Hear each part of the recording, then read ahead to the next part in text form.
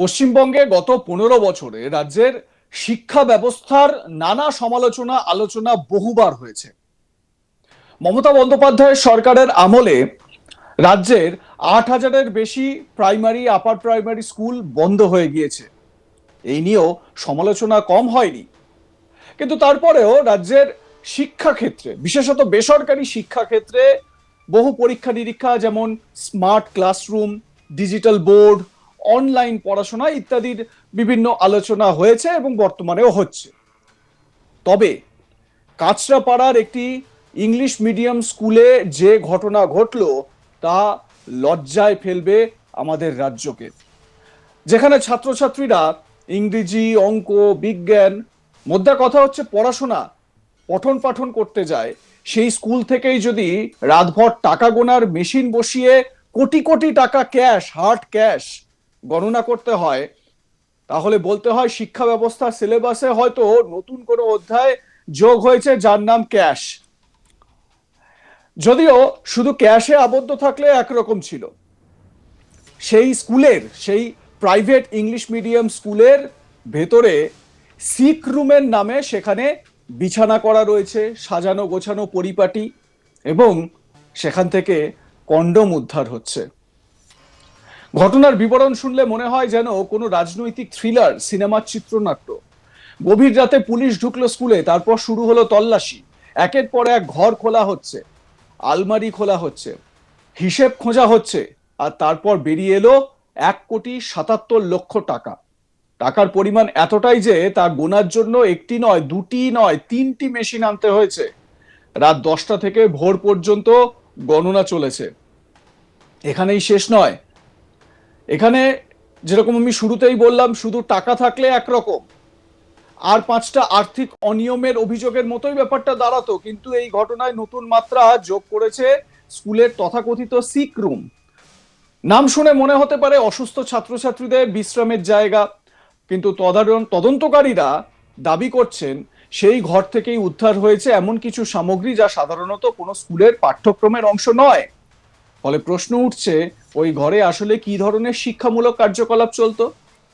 সবচেয়ে মজার বিষয় হলো, এত বিপুল নগদ অর্থের ব্যাখ্যা নিয়ে যে বিভ্রান্তি তৈরি হয়েছে, একদিকে রাজনৈতিক মহলের দাবি এটি কালো টাকার ভান্ডার, অন্যদিকে স্কুল কর্তৃপক্ষের বক্তব্য এগুলি ভর্তি ফি এবং অন্যান্য খাতের জমা টাকা। সাধারণত মানুষের সমস্যাটা অন্য জায়গায়, তারা বুঝতে পারছে না যদি এটা শুধুই স্কুলের টাকা হয় তাহলে তা ব্যাংকে না গিয়ে আলমারিতে কেন। আর এত পরিমাণ টাকা, এখন তো অনলাইনেই বেশিরভাগ স্কুলে অনলাইনেই ফি পেমেন্ট করা হয়, তো সেই ফিজ অনলাইনে না দিয়ে ক্যাশ কেন দেওয়া হচ্ছে? আর যদি আলমারি ব্যাংক হয় তাহলে রিজার্ভ ব্যাংকের এত কষ্ট করে শাখা খোলার দরকার কি? বাংলার মানুষ গত কয়েক বছরে অনেক কিছু দেখেছে। শিক্ষক নিয়োগ কেলেঙ্কারি দেখেছে, কলেজে আলমারি থেকে টাকা বেরোতে দেখেছে, ছাত্র সংসদের ঘরে অস্ত্র উদ্ধারের খবর দেখেছে, আলিশান বেড দেখেছে। এবার স্কুলের ভেতরে কোটি টাকার নগদ উদ্ধার এবং তার সঙ্গে আপত্তিকর সামগ্রী, আমি বলেই দিই, কন্ডোমের প্যাকেট। এবং স্বাভাবিকভাবে স্কুলের, মানে বিশেষ করে এই কাঁচরাপাড়ার স্কুলের শিক্ষা নিয়ে কিরকম শিক্ষা এখানে দেওয়া হতো সেই নিয়েই প্রশ্ন উঠছে। কিছুদিন আগেই রাজ্যের আরেক শিক্ষা প্রতিষ্ঠান সুরেন্দ্রনাথ কলেজের আলমারি খুলে বেরিয়েছিল উই পোকা ধরা নোটের পাহাড়। তখন অনেকে ভেবেছিলেন এ বোধহয় বিচ্ছিন্ন ঘটনা, কিন্তু কাঁচরাপাড়ার ঘটনায় অনেকের মনে সেই পুরনো প্রশ্নই ফিরে এসেছে। বাংলার কিছু শিক্ষা প্রতিষ্ঠান কি শিক্ষার চেয়ে অন্য কোনো কাজে বেশি ব্যস্ত ছিল? এই ঘটনায় রাজনৈতিক চাপানুতরও কম নয়। রাজ্যের শাসক দল বিজেপি বলছে এটি নাকি দুর্নীতির হিমশৈলের চূড়া মাত্র। শাসক শিবির পাল্টা বলছে তদন্ত শেষ না হওয়া পর্যন্ত কোনো সিদ্ধান্তে পৌঁছানো যাবে না। তো এ বিষয়ে স্কুলের প্রিন্সিপাল, তার বক্তব্য কি সেটাও আপনাদের শোনাবো। তবে তার আগে কাঁচরাপাড়ার বিজেপি বিধায়ক সুদীপ্ত দাস কি বলছেন শুনুন। আমি মানসিকভাবে বিধ্বস্ত যে একটা স্কুলকে এই জায়গায় নিয়ে যেতে পারে তৃণমূল কংগ্রেস, এবং তার হচ্ছে মানে গুড প্রোডাক্ট তৃণমূলের, একদম সুবোধ অধিকারী যোগ্য ছাত্র তৃণমূল স্কুলে, সুবোধ অধিকারী এবং কমল অধিকারী, তারা স্কুলকে যে জায়গায় নিয়ে গেছে এটা দেখে আমার আজকে মন ভারাক্রান্ত। একটা স্কুল, যে স্কুল ছেলেবেলা থেকে এই স্কুলের সামনে দিয়ে আমি আমার স্কুলে যেতাম, যে স্কুলকে সামনে দিয়ে যেতাম ফিরতাম, সেই স্কুলটার আজকে এই অবস্থা দেখে আমি মানসিক আমার মন খুব তৃণমূল সমাজের যা ক্ষতি করছে আমি জানি না এটাকে রিকভারি কতদিনে হবে, কিভাবে হবে। মানুষের মনে মনে বীজ ঢুকিয়ে দিয়ে গেছে তৃণমূল কংগ্রেস, মানে চরম ক্ষতি করে গেছে। এখান থেকে রিকভারি করতে হবে আমাদের সকলকে মিলে। তৃণমূল একটা অভিশাপ, আমাদের পশ্চিমবঙ্গের 15 বছরের একটা অভিশাপ। স্কুল থেকে কোটি কোটি টাকা উদ্ধার হচ্ছে, একটা বেডরুম পাওয়া যাচ্ছে এবং সেখানে আরো কিছু পাওয়া যাচ্ছে, আমার বলতে এখানে রুচিতে বাজছে। এই তো অবস্থা। দাদা, মমতা ব্যানার্জি নেতাজি থেকে বলেছিল যে 75% দলকে দাও, 25% নিয়ে রাখো। সেই জায়গাতে তো দাঁড়িয়ে এরকম দলবাজি হবেই। সেটা এই 25% যাদের রাখতে বলেছিল তৃণমূল নেতাদের, ওটা কম হয়ে যাচ্ছিল, ওই জন্য তারা আরো পরিমাণটাকে বাড়িয়ে ফেলেছে যে অ্যামাউন্টটা অনেক বেশি করে টাকা তোলাবাজি করো, যাতে 25%ই অনেক হয়। সেই কম্পিটিশন এসব চলেছে। এবং শুধু এই টাকা হচ্ছে, আমি আপনাদের বলি যেটা ওই 22 সালে সুবোধ অধিকারীর ওখানে রেড হয়েছিল সিবিআই, তারপরেই তার সমস্ত টাকা এখানে আমার ধারণা যে রাখতো, এবং সমস্ত ওদের ব্ল্যাক মানি। এই টাকা স্কুলের টাকা হতে পারে না, এত টাকা এটা ব্ল্যাক মানি কমল অধিকারী এবং সুবোধ অধিকারী। তো তাই তো আমরা শুনি যে স্কুলে রাত্রিবেলা গাড়ি ঢুকতো, সে গাড়িতে কারা ঢুকতো স্কুল বন্ধ হওয়ার পরে, তার নিয়ে তো নানান রকম কথা শোনা যায়। এবং তারপরে তো আজকে দেখলাম একেবারে আপনাদের চ্যানেলগুলো লাইভ করলো, প্রিন্সিপাল গিয়ে ঘর খুললো, সেখানে বেডরুম এবং আলমারির ভিতরে এই বাথরুমেও নাকি একটা ইউজড কিছু পাওয়া গেছে, আমি সেটা আর দেখিনি, কিন্তু একদম লাইভ তো মানুষ দেখছে। যে তাহলে মানে আমার সত্যি কথা বলছি যে আমি আমার এটা ভেবে খারাপ লাগছে, কে করেছে তার থেকে বেশি আমার খারাপ লাগছে যে একটা স্কুল এরকম হতে পারে।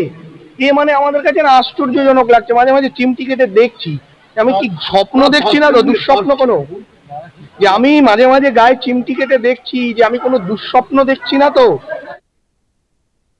স্কুলের প্রিন্সিপাল বিকাশ চন্দ্র পাল বলেন যে টাকা উদ্ধার হয়েছে সেসব নাকি স্কুলে অ্যাডমিশনের টাকা।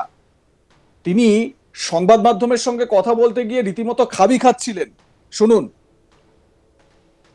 এটা অ্যাডমিশনের টাকাটা অ্যাকাউন্টেন্ট মানে ভর্তির টাকাগুলো এপ্রিল মাস থেকে স্টুডেন্ট যে ভর্তি হয় সেই টাকাগুলো জমা করেছিল। একটা ওনার উচিত ছিল মানে একদিন বা দুদিন অন্তর ব্যাংকে পাঠানো, উনি ব্যাংকে পাঠায়নি। আর এটা পুরো অ্যাকাউন্ট সেকশনের পার্টে, আর আমি প্রিন্সিপাল হিসেবে শুধুমাত্র আমার একাডেমিক পার্টের আমার দায়িত্ব ছিল, এই পাঠায়নি সে ব্যাপারে আমার কোনো নলেজ ছিল না। আর ওই যেটা বলছে অপ্রীতিকর যে জিনিস পাওয়া গেছে, এটা আমার কল্পনা বাইরে, বেডরুম থেকে মানে স্টুডেন্টের সিক রুম থেকে, এটা আমার নলেজের বাইরে। এটা কিভাবে হলো আমার কোনো এর ব্যাপারে ধারণাই নেই। আপনি প্রিন্সিপাল, আপনি জানবেন এটা আবার এটা জানা ছিল না স্যার, মানে কিভাবে ওটা পাওয়া গেল, এটা পাওয়া গেছে, এটা সত্যি কথাই, কিন্তু এটা কিভাবে হয়েছে সেটা এ বিষয়ে ব্যারাকপুরের বিজেপি সাংগঠনিক জেলা সভাপতি তাপস ঘোষ কড়া নিন্দা জানিয়েছেন। কি বলেছেন তিনি, শুনুন। সারা পশ্চিমবঙ্গ জুড়ে তো একই প্যাটার্ন চলছে, আপনি কলকাতা থেকে শিলিগুড়ি পর্যন্ত টোটাল একই প্যাটার্ন। কলেজ স্কুলের ভেতরে বেডরুম আমি দেখে এলাম, কিছু আপত্তিকর জিনিস সেটা আর বলছি না, আর সাথে কোটি কোটি টাকা। মানে স্কুলটাকে ওরা ছাড়েনি। স্কুল কলেজে মহোৎসব চলতো, কিছু বোতলও পাওয়া গেছে, কিসের বোতল আপনারা অনুমান করুন। আরো কিছু আপত্তিকর জিনিস ববদা সেটা তুলেছে, আমি ক্যামেরার সামনে বলতে চাইছি না। আর কোটি কোটি টাকা আপনারা নিজেরা দেখেছেন। সারা পশ্চিমবঙ্গ জুড়ে কিভাবে লুটতরাজ করেছে। আর এখানকার যে স্কুলের সেক্রেটারি ছিল, স্কুলের প্রেসিডেন্ট ছিল কমল অধিকারী, তার বউ ছিল এখানকার প্রিন্সিপাল। অনুময় বুঝতেই পারছেন, তারা এই স্কুলটাকে 2 নম্বরই ধান্দার মারফতে প্রচুর টাকা জমিয়েছে। এটা তো মানে কি বলবো, একটা বিন্দু মাত্র। আমি তো দাবি করছি পুলিশ প্রশাসনের কাছে, আপনারা ওদের বাড়ি এবং অন্যান্য আরো অফিস যেগুলো আছে সেগুলোতে আরো সার্চ করুন। আমি বলছি তো কয়েকশো কোটি টাকা পাওয়া যাবে। আপনাদের মতামতের বিষয় কি জানাতে থাকুন, দেখতে থাকুন আজ তাক বাংলা, সাবস্ক্রাইব করুন আমাদের ইউটিউব চ্যানেলটি।